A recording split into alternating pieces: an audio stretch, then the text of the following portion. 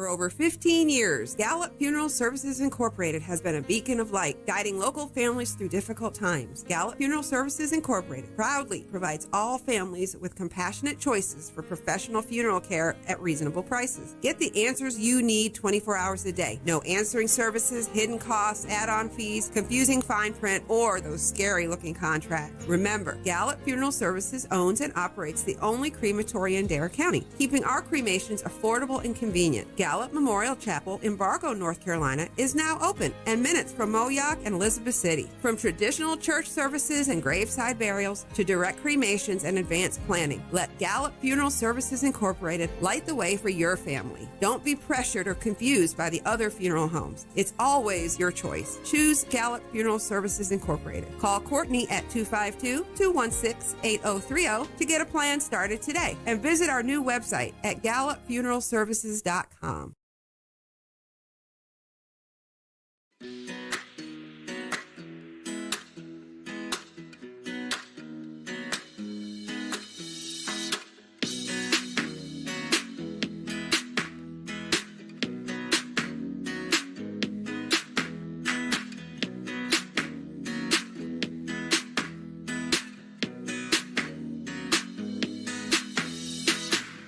To all who come to this happy place, welcome. News team, assemble! Joining us live, because if you want to know anything about the Outer Banks, Sam Walker's the dude to fill you in. The sea was angry that day, my friends. Like an old man trying to send back soup in a deli. Always appreciate talking to you. Always good stuff with Sam Walker in the Outer Banks. Now here's Les Nessman and the news. And good morning, everyone. Welcome to OBX Today for November 18th, 2021. Happy 93rd birthday, Mickey. Steamboat Willie and many popcorn buckets out today to celebrate his birthday. I'll get all kinds of comments on that, I know, offline. Anyway, glad to have you along here on OBX Today Live on the OBX Today Facebook channel and also the Sam Walker OBX YouTube page. Good morning, everybody checking in with us. George in Connecticut, Carolyn, good morning. Sandra from Pennsylvania, Henry from New Jersey, Jackie from PA this morning, Andrea over there in Kerala. Good morning, everybody. Yep, I'm even wearing the 50s. It's a healthy obsession. All right, coming up on the show today, we will hopefully, if things work out, you night owls, you're going to have to stay up late to see it tonight. Overnight is the Lunar Eclipse, the near Lunar Eclipse. Here on the Outer Banks, we're looking at some showers and storms tonight. Well, showers, light showers, as a strong cold front comes through overnight tonight, and into early tomorrow morning. The eclipse isn't even going to start till like 1 o'clock, really start to see it around 2, and the peak is around 4. So we're going to go through all the numbers on the times, but it's going to be visible across all of North America. So all you folks checking in from other parts of the country right now, it looks like you're going to have a better chance to see it because that front's going to clear you earlier than it's going to clear us. So if you're up tonight or get up early tomorrow morning, you'll be able to see the near full lunar eclipse overnight. So all the details about that are coming up here on OBX Today Live. Yesterday, I got email from the town of Nags Head kind of reminding folks, hey, we still don't know when the dates are going to be for the beach nourishment project next year. Call it restoration project. It's going to be taking place in Nags Head, off South Nags Head, from the Comfort Inn South all the way down to the Cape Hatteras National Seashore border. That shot we've got behind us right now, which is still kind of blurry because they haven't cleaned the camera in a while because of all the salt spray. That's really where the project's going to start, right at Jeanette's Pier, and work its way south of Nags Head. But there's also going to be beach nourishment going on in Duck, Southern Shores, Kitty Hawk, Kidable Hills, also off Avon and Buxton. The contracts are still being worked on. The bid process still underway. But as far as the dates go on the exact start locations and the exact dates, that's still not known and won't be known until spring. So a lot of folks asking the towns, asking their rental companies, when are they going to be working in front of our house? And we just don't know yet. It's still too early for those dates to be set. Some of that is, again, because contracts still have to be let. Some of that has to do with just because the construction schedule won't be set until spring. So we're not going to know exactly when and where the beach nourishment projects will be going on and exact dates until we get into the spring. But the towns are setting up, already have set up their mailing list so you can get alerts. Nags Head has it if you go to nagsheadnc.gov, and you can sign up for construction updates on the 2022 project right now. That's on with all the email blast setups. Each of the towns have those, and Dare County has them as well. You can sign up for them. We're going to be getting some of those links out as they become available at obxtoday.com. We'll get that Nags Head one out later today. Now, as part of course, the beach restoration projects that go on here in the Outer Banks over the last decade, that includes dune grass planting. And you've got some of the towns involved with that. You have some private groups. Better Beaches OBX has been doing this, and Kitty Hawk for quite some time. Duck has been doing it each year. They've got another grass planting schedule for today at noon. They've been doing these on Thursdays during this time of year when you can plant beach grass. This is the time of the year to do it. The town does have contracted and volunteer programs in Duck to restore beach grass to the dunes, and volunteers have increased in size with hundreds of hours donated and thousands of sprigs planted in the dunes. Planting seasons are short and held when weather conditions are optimal. Good day to do it today with temperatures around 70 and sunny skies. So Duck has one going on again today at noon. You can contact the town of Duck. If you go to the H2O page at obxtoday.com, you can get details all about that right now. Those folks who live along West 3rd Street in Kilowatt Hills, this winter you are dealing with construction work. A new water main's being installed. They're putting sidewalks in. They're repaving 3rd Street, doing some stormwater drainage work there. And that's progressing well. There is going to be a street closure today at C-Swept Street. Part of C-Swept Street will be closed today at the 3rd Street intersection on the north side. That's where they're doing the water line installation. So as they're working from Bay Drive out to the bypass, there will be periodic street closures. You got 1, 2, 3, 4, 5, 6, 7, 8, 9 cross streets in that project area. They've already done 3 of them. They've done from Bay Drive through Sunset Avenue, Virginia Avenue, doing C-Swept today. And so that's going to be closed. Part of that intersection is going to be closed just to be able to get through there on 3rd Street. We got details for you at obxtoday.com all about that project that's going on right now on 3rd Street, on West 3rd Street in KDH. And you can find out more about it at obxtoday.com. The Town of Mania's Downtown Associate Community Program is going to have another meeting today. They had a vision forum back in September where community assets, economic drivers, and the SWOT analysis, strengths, weaknesses, opportunities, threats, and challenges were reviewed. It'll be used to help the community find ways to highlight the rich history of Mania while promoting what it has to offer and what truly makes it special. The next meeting is today at 4 o'clock at the Mania Town Hall.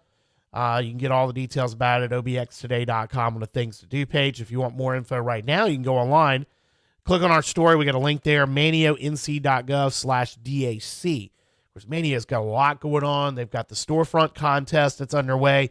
They've got the home decorating contest going underway with a chance to win $100 in each of those and some other prizes, trophy and such. But we got all of the info at Things to Do page at obxtoday.com. Story this morning, or actually yesterday afternoon, at carolinajournal.com on the situation regarding the state's ABC stores and why they're having such a hard time getting stocked. And yesterday, the legislature, a House committee, the House ABC committee, held a committee meeting yesterday and had called for the contractor that runs the state's liquor warehouse and delivery system to come and speak to them and tell them what's going on. Why are the shelves still empty at the ABC stores in North Carolina? Well, that company didn't show up. They wanted, the legislative committee wanted members, leadership for staff from that company to show up, not just lawyers representing them. And they didn't show. The committee met yesterday afternoon, and the company known as LB&B told Representative Tim Moffitt, a Republican from Henderson County, that his company can't spare anyone to speak with lawmakers. During the meeting Wednesday, Moffitt referred to it as a scheduling conflict. Lawmakers, to be clear, want to meet with a member of the company, not with outside counsel. Moffitt told the Carolina Journal he's disappointed. The warehouse operator for all distilled spirits in the state did not work harder to have someone here to answer our questions. Moffitt saying it's not okay. This is the legislature.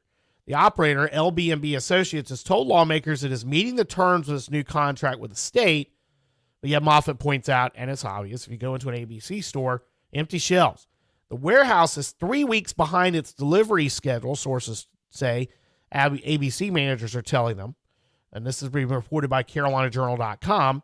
And that includes holiday products, which are stored in a second stocked warehouse in Raleigh. Further, the warehouse won't release a particular product to any single store until all 400 stores can get it, too. That's regardless of population or customer demand. Cases of the popular and hard-to-get Buffalo Trace bourbon are stacked in the warehouses, sources say, but the product's not in stores. LB&B has blamed the problems on labor shortages, particularly truck drivers, and a new computer system. ABC Committee Chair Moffitt and other members of the committee spent more than 2 hours on September 29th trying to determine what's going on. Moffitt, after the meeting, said he had more questions than answers and that the issue had really compounded itself for over the summer. The issue's been referred to the Joint Legislative Commission on Governmental Operations, but it's landed back with Moffitt's committee. An extensive report on the issue is forthcoming.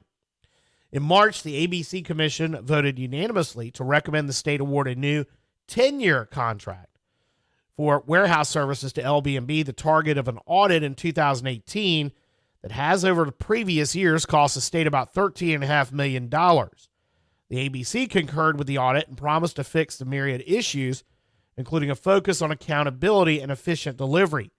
The agreement, the ABC Commission says, includes a requirement of nearly error-free and on-time deliveries, as well as increased delivery frequencies to the state's 171 local ABC boards. LB&B has operated the state warehouse system since 2003.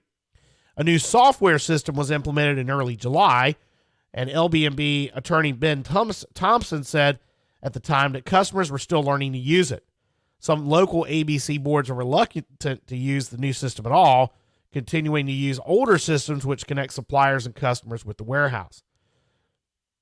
Senator Todd Johnson, a Republican from Union County, said, "Which one is it?" when he asked Thompson in September after the lawyer offered many reasons for the issues, but failed to articulate the biggest failure. Thompson answered, "It's all of them." A.D. Xander Guy Jr. abruptly resigned as chair of the ABC Commission earlier in September, but no information has been offered about that resignation, other than that he stepped down. LB&B did not immediately answer a request for comment from the Carolina Journal. So there you go. There's the latest on the saga with ABC stores in North Carolina not having product, and the product sitting there collecting dust on shelves in the warehouses in Raleigh. Something to follow. More of OBX Today is coming up here live on Facebook and YouTube, so stick around.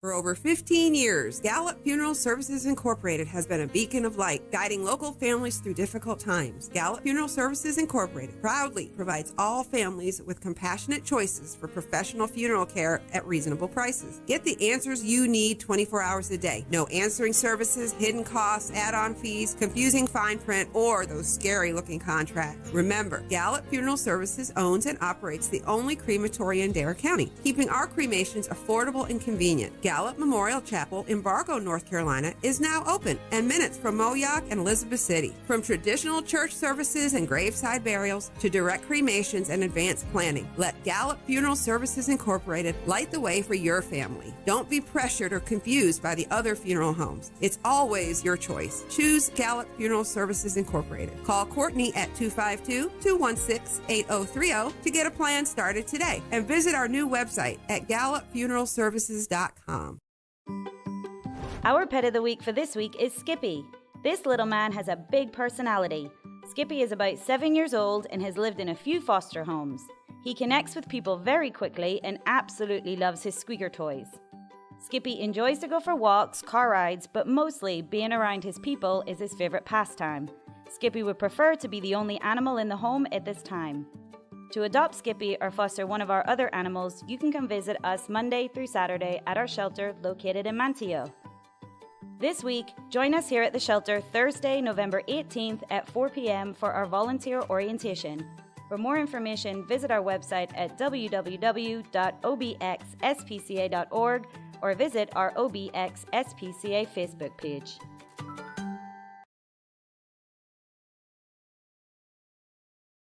Back here on OBX Today Live on Facebook and YouTube. Thanks for joining us. Presented by Gallup Funeral Services Incorporated. The North Carolina State Marine Fisheries Commission started its November meeting last night with public comment and will continue those meetings with today and tomorrow down in Emerald Isle. Among the proposals on the table are more consideration of amendments to the state summer flounder management program and the shrimp management program. And there have been calls to try and ban gill nets from the sounds for flounder, for all fish, but particularly to protect flounder. And there's also that call to ban the larger trawlers from being able to work in the Pamlico Sound and the southern waters, the interior waters, not the ocean, but in the sound side, when going for shrimp. WCTI Channel 12 was at the meeting last night and spoke with some of the folks who are both in favor of keeping the shrimping open and against it. And here's what they had to report.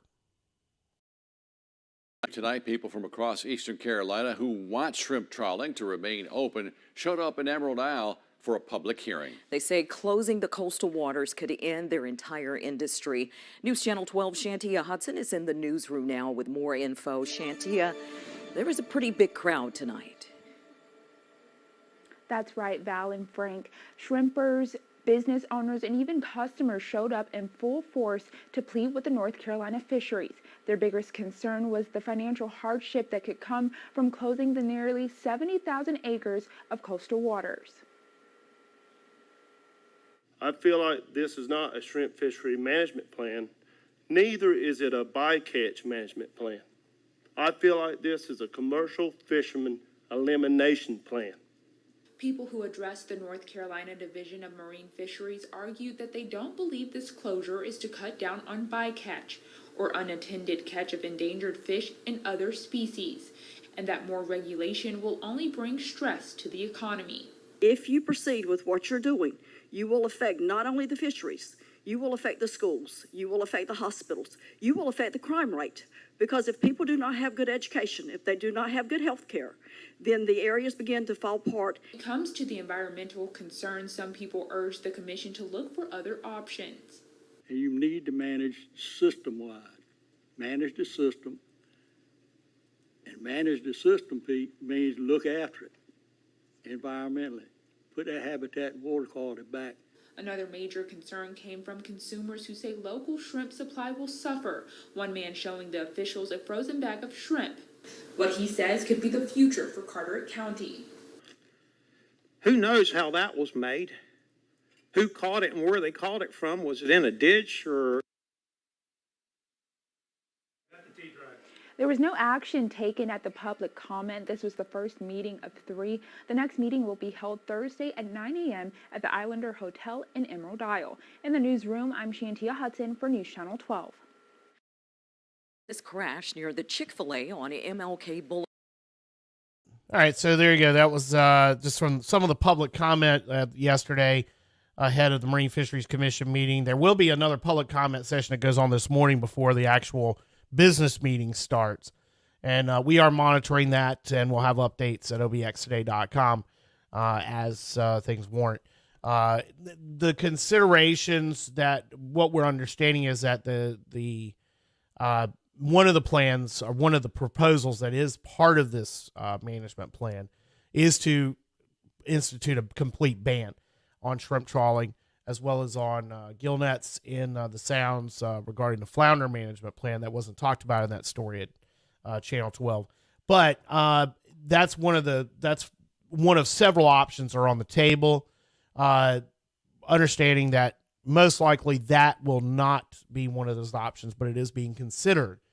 There is one other proposal that we have heard about that would possibly reopen a spring summer flounder season in North Carolina waters, but it most likely would be on the ocean side. Right now, you can only catch a recreational season, that is. Flounder can only be caught in North Carolina waters right now the last 2 years during about a 2-week season. It goes on in the end of summer and early fall. That's followed by several commercial seasons depending on parts of the state. The northern parts, our part of the state, is usually that last couple of weeks of September. And there is talk about opening a flounder season in early spring. It would run from the 1st of March till mid-April. That's a proposal that's coming from the Division of Marine Fisheries. There's also talk about possibly, because summer flounder, there's 3 specific species of flounder that live in North Carolina waters or come to North Carolina waters: summer flounder, Gulf flounder, and fluke. And because the difficulty that people do have with trying to identify the 3 different distinct species, and they do have very distinct markings, eye placement, things like that, and you can, if you educate yourself a little bit, can tell the difference between a summer flounder and a Gulf flounder. But because summer flounder is the species that is in most trouble, they've just closed all the flounder. There's been talk about trying to expand the Division of Marine Fisheries education efforts to teach people the difference so they could actually have a flounder season that closed summer flounder, but then you could keep other types. Complicated situation there. So just some of the things are on the table for the Marine Fisheries Commission today and tomorrow as they meet down on Emerald Isle. Should be noted, normally, or it used to be, this meeting would be in Kitty Hawk. It has been several years since the Marine Fisheries Commission held a meeting in Dare County. They do not have a member on the commission that's from Dare County. We have one representative from Northeastern North Carolina that's on the Marine Fisheries Commission. That's a science member from Camden. That has been very, very noticeable since the Pat McCrory administration and now in the Cooper administration that there has not been a member of the Marine Fisheries Commission from the Outer Banks. After many years being dominated by members from the Outer Banks, now there are no members that live on the Outer Banks. So that's something to keep in mind as well. With fisheries management here in North Carolina, the power shift has happened, and power has shifted inland.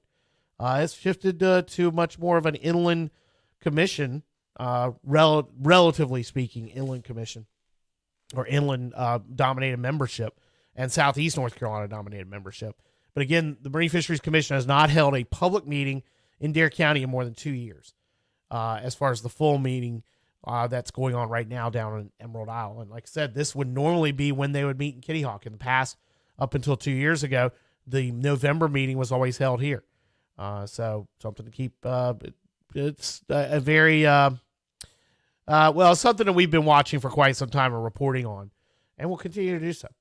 Coast Guard reminds boaters that when they head out on the water, not to be preparing for what's the air temperatures like for the day. They need to be prepared for what the water temperature is. And today's a perfect example of that. We got highs that will be right around 70 as you get farther west, maybe even 75. But the water temperatures are down into the low 60s, upper 50s. Average water temperature along the mid-Atlantic, by the way, in the ocean is 53 degrees, which can cause unconsciousness in about an hour. And estimated survivability is between 1 and 6 hours. Hypothermia occurs as your body temperature falls below 95. So the Coast Guard recommends a number of best practices on the water during this time of year. Dress for the water, not the weather. Warmer days during fall, winter, and spring can deceive boaters into thinking the water temperatures are warm. Check the water temperatures. If they're anywhere near 70 degrees, wear a wetsuit, dry suit, float coat, or some sort of waterproof insulated gear. Roughly 20% of people who fall into cold water die within the first minute due to cold water shock, causing an involuntary gasp and immediate loss in breath control, which increases the risk of sudden drowning. Wearing a life jacket can keep you afloat, provide insulation, and make you visible. Even the strongest swimmers lose muscle control after 10 minutes of being exposed to cold water, making it nearly impossible to locate and put on a life jacket after the fact. While file a float plan, let people know when and where you're going. And this advice from the Coast Guard not only applies to just people going out to fish or going out to ride in a boat, duck hunters this time of year too. We've had tragedies because of people falling off boats, going out in weather when the wind's blowing a little bit too much for the location they're going to hunt. Dress for the water temperatures, not the air temperatures. And that advice from the Coast Guard. Story up right now at obxtoday.com. All right, more of OBX Today is coming up here as we try not to burp on the air and sneeze on the air. Allergies are kicking our tail. So stick around. More about the Lunar Eclipse is coming up. We've got latest on the state budget as well. All that and a whole lot more. So stick around for OBX Today Live here on Facebook and YouTube.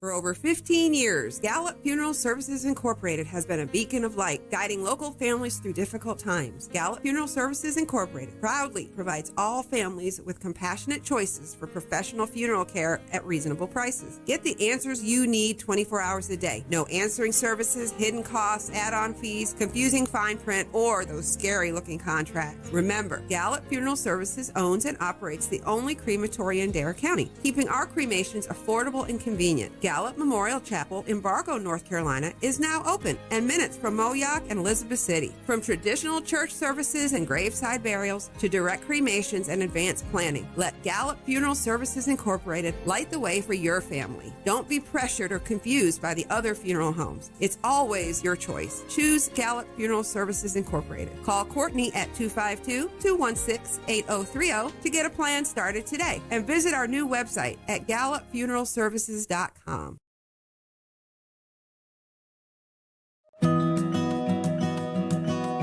The town of Kilowatt Hills is excited to announce that we're putting in solar-powered crosswalk lighting this year.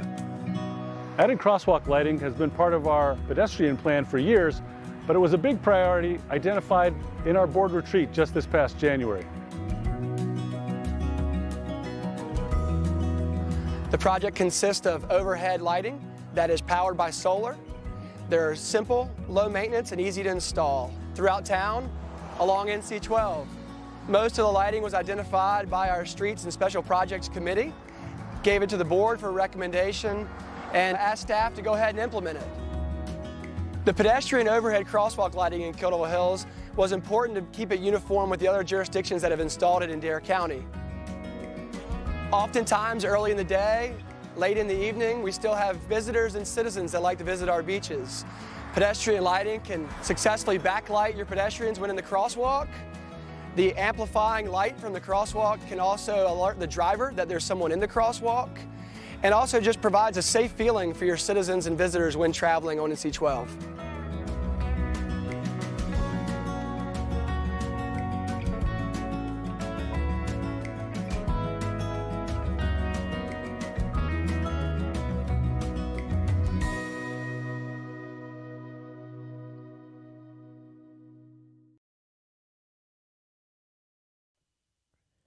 Back here on OBX Today Live on Facebook and YouTube.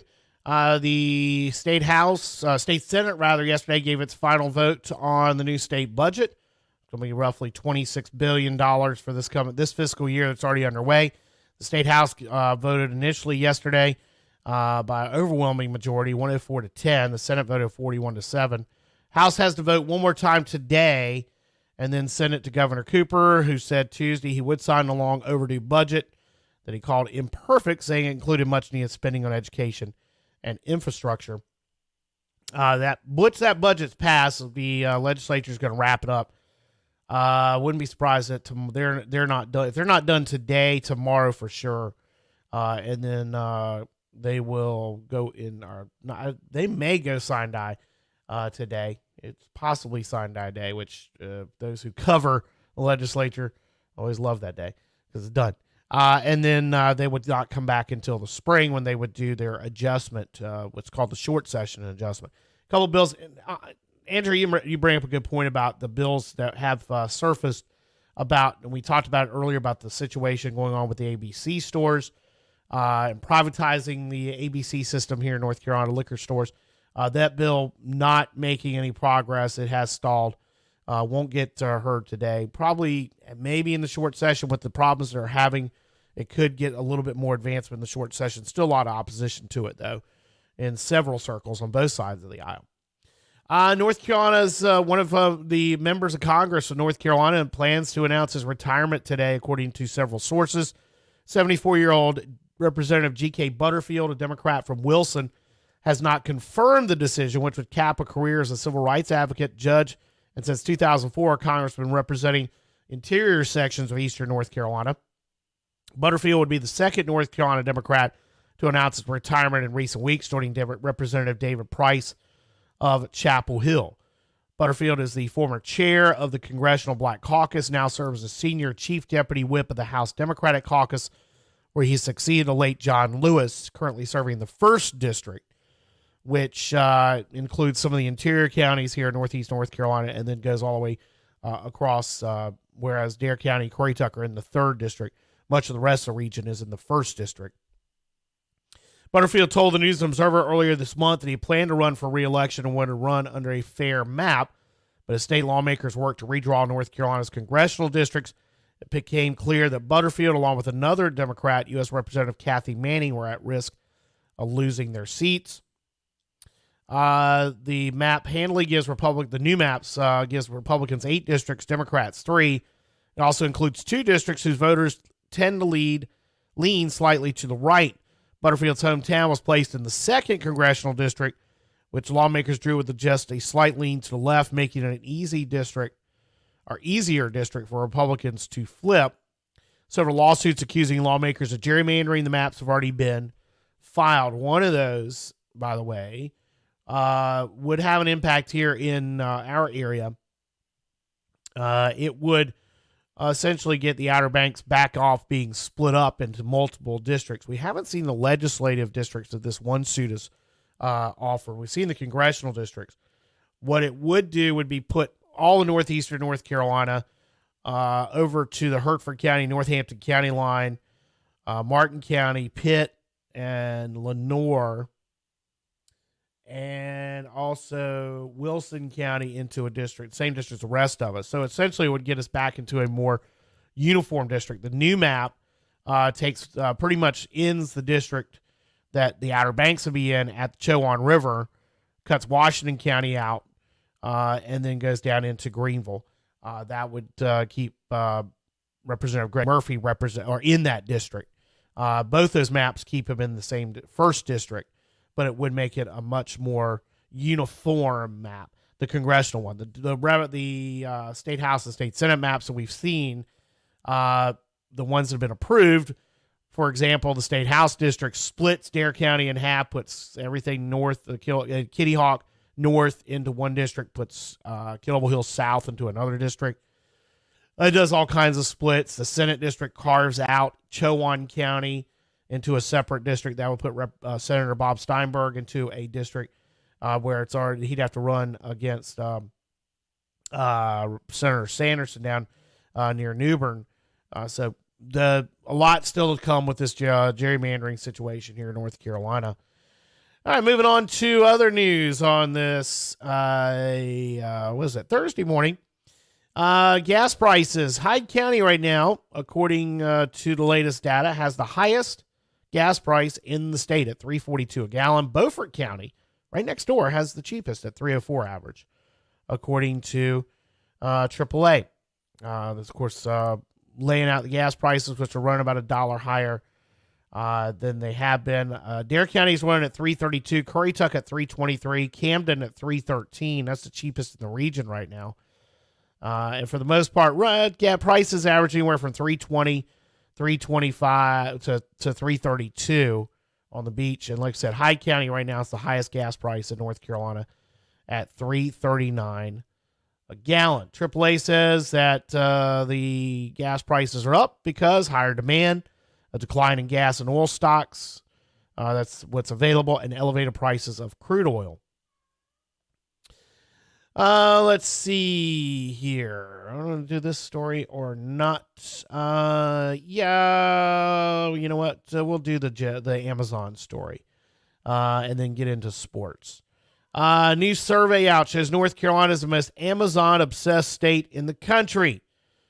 How'd they figure this out? Well, transimpact.com says that they wanted to find out how much online shopping revolution has affected, or where most popular for online shopping. TransImpact decided to do a survey of just over 1,000 Americans, asked at least 50 respondents in each state about their obsession with Amazon shopping. Respondents rated themselves on a scale of 1 to 5 on how obsessed they are with shopping on a platform. 1 least obsessed, 5 most. They asked respondents, they asked their questions about their Amazon shopping behavior, from how much they spend to how long they can go without making a purchase on Amazon. And North Carolina ranked as the most obsessed at 69.89%, just ahead of Texas and Virginia. Kansas and Florida round out the top 5. The least obsessed, not counting Alaska, South Dakota, Vermont, and Wyoming, who were left out because they didn't have enough respondents to survey, Arkansas had the lowest Amazon obsessed score at 21.29%. When you think with the rural nature of North Carolina, Texas, and for the most part Virginia, that was one of the factors they said into why so many people were obsessed with Amazon. And then you look at Arkansas, Hawaii, Massachusetts, Utah, and Washington as the bottom 5. Arkansas maybe explain one reason because of Walmart's headquarters being there. They're more tend to shop with Walmart.com than they do Amazon. Hawaii makes sense because of shipping. Massachusetts, Utah, and Washington? Curious. So anyway, thought it was cool, interesting survey there. All right, take a break, come back with sports next here on OBX Today Live.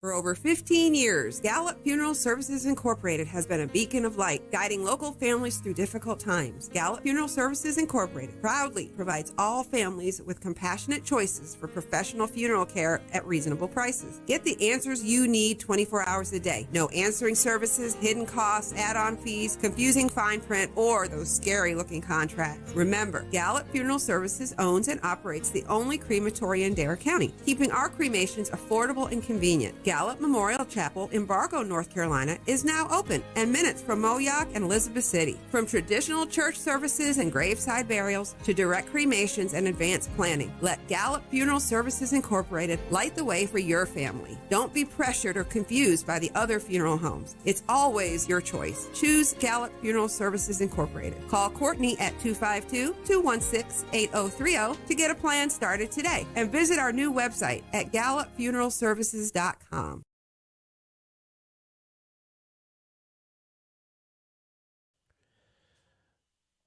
OBX Today live on Facebook and YouTube, presented by Gallup Funeral Services. I'm Sam Walker. College basketball last night, NC State. Looks like things kind of caught up with them with having their best big man not available because of injury. And Oklahoma State was able to take advantage of having bigger bodies and a deeper bench, scoring 56 points off the bench to beat NC State last night, 74-68. Wolfpack actually down by double digits multiple times this game. Got the game within 2 in the final 30 seconds, but could not flip the switch, flip the script there because as they got into the foul situation. Wake Forest dominated Charleston Southern by 95-59 score. Tonight, East Carolina meets Oklahoma down in Myrtle Beach, and Old Dominion will play Indiana State. And Virginia Tech hosts St. Francis of Pennsylvania. College football tonight, Louisville is at Duke. And NFL tonight, New England at Atlanta. We're in that break now between the high school sports seasons. The high school playoffs continue for the football tomorrow. Northeastern, Northside, Southside, and Perquimmon's the only teams that are left from the local area. We'll have that for you tomorrow. Yesterday, the legislature finalized a bill that would reform the way high school athletics are administered in North Carolina. That bill passed both chambers with bipartisan support on Tuesday and goes to Governor Cooper. Now, the new version of House Bill 91 that came out of a conference committee on Tuesday was revised after input from a bipartisan group of lawmakers, representatives from the governor's office, members of the State Board of Education, and representatives of the North Carolina High School Athletic Association. Previous bills sought to dismantle the NCHSAA entirely or implement major changes to the way the private nonprofit organization could operate. The new version does give authority to the State Board of Education to enter into an agreement with a nonprofit to run high school sports under a set of rules and regulations the board will have oversight on.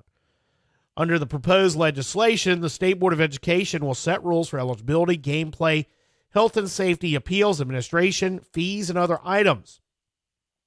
The board would have the authority to delegate many of those requirements to a nonprofit, the NCHSAA, but the board could override any rule the nonprofit adopts with a simple majority vote.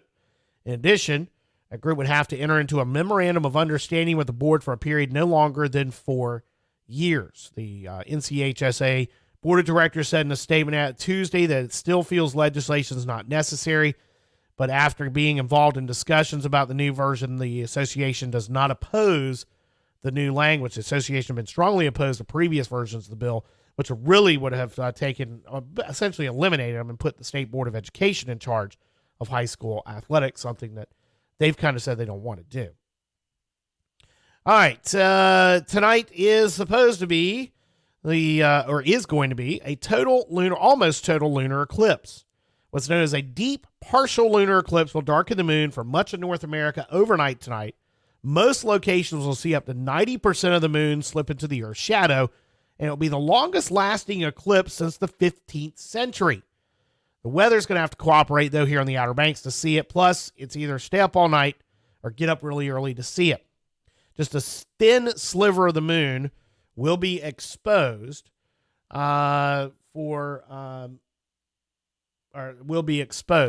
This is, I'll show it to you right now here. This is how it's going to look. All right. That's how the eclipse will look at its peak. This eclipse, now, as you can see the times on this, if you can look at them, times do look like they're 7 a.m., 8 a.m. That's not right. Takes 5 hours off those times for us. This is this chart that NASA put together is set up to display the times in Universal Time, UTC, not with how the times here. So it starts at 1 a.m. when it starts moving into the penumbra, which is the shadow of the Earth, the initial shadow. At 2 a.m., it'll be about 50% partial. The greatest eclipse visibility, and that's where most of the moon will look red, and the little bottom corner is going to be still white, is at 3:03 a.m.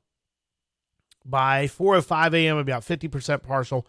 And by 7:05 a.m., you won't be able to see it. And in fact, it'll have just set over the western horizon before it actually leaves the penumbrum of the Earth.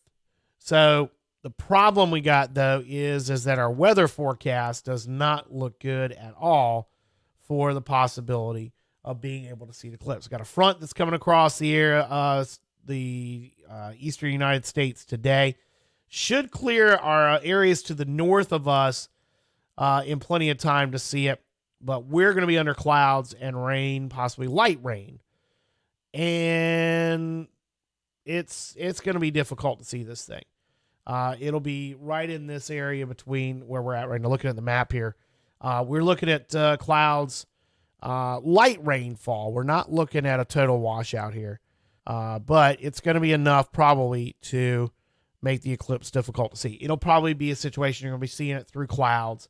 You're not going to see it a full view, unfortunately, here on the Outer Banks and in eastern North Carolina. But as we had those folks who were checking in from up north and different parts of the country with us this morning. Let's see. I think Scott said he was out in the wild western frontier of Illinois. Yeah, good morning. And we've had Pennsylvania, Connecticut, Northern Virginia checking in with us. The eclipse is just going to be, it's going to be tough to see here on the Outer Banks and in eastern North Carolina, but you can probably be able to see it through the clouds. And we've got all the details, what it'll look like at obxtoday.com. Tropical weather update. Pretty much the tropical weather update is what it's been like the last couple of days. It's a whole lot of nothing. Nothing on the map for the next 5 days. And looking at the satellites, yeah, there's nothing out there. A little bit of disturbance coming across Florida. Let's see. We'll go back to the display capture real quick there. Yeah, you can see that little bit of disturbance coming across Florida right here. There's a big swirl out here, the high pressure that's kept us dry and warm the last couple of days. There's the front making its way across the country early this morning, and just some clouds and showers down in the intertropical zone, but nothing is coming tropical-wise for us anytime soon. So the OBX Today Weather Center forecast for today, looks like this. It's going to be sunny today, a little breezy, not like a blowout, but so got some winds blowing a little bit out there this morning, now the southwest. High of 73 with southwest winds 10 to 15, gusts to 25 tonight. Showers mainly between 8 p.m. and 4 a.m. Perfect. It's going to be a scattered shower. We're looking at about 50% chance. But it's going to be mostly cloudy, breezy, low around 50. Winds start out of the southwest at 15 to 20. Switching to the north after midnight. Could see some gusts up to 40 at times. Clouds in the mid-morning, then gradual clearing. Friday, breezy, much cooler, high of only 53. North winds 20 to gusts to 30. Clear, breezy Friday night, 44. Sunny Saturday, a high 58. Partly sunny and 68 Sunday. Some showers Sunday night and Monday. High 64 Monday. Then 38 and breezy Monday night under cloudy skies. Tuesday and Wednesday, sunny. Still rather chilly. Highs in the upper 40s Tuesday and mid-50s on Wednesday, and we'll have a pretty stiff breeze as well. So what we were thinking with a pre-Thanksgiving storm system looks like it's just going to be a front that's going to roll through and not really be a problem. It's just going to see some onshore winds behind it. But right now, Thanksgiving looks like it's going to be dry at the moment, but we'll have to keep an eye on that over the next few days. But yeah, we're looking at, maybe a storm system coming out of the deep south going into the weekend next week. But it looks like the beginning of Thanksgiving week. It's the only time we got rain in the forecast and a few showers for Monday. And then things clear off for much of Thanksgiving week, so it shouldn't be too bad. Coastal Marine forecast today. We've got 1 to 2 foot waves in the sound, seas 2 to 3 feet. Small craft advisory pennant goes up tonight. Water temperatures on the north beaches, 60. On the south beaches, you're looking at probably about 64. Same thing on the sound side, 63 to 64. Next tide change at Oregon Inlet to low tide, 1:37 this afternoon. Sunset tonight, 4:53. Sunrise tomorrow, 6:42. Full moon tonight. Lunar Eclipse peaks around 4 a.m., but the clouds are going to be around to obscure. Right now, outside the studios in Uptown Nags Head, we've got fair skies. There's a few clouds starting to stream in from the south and the east. And it is 61 degrees.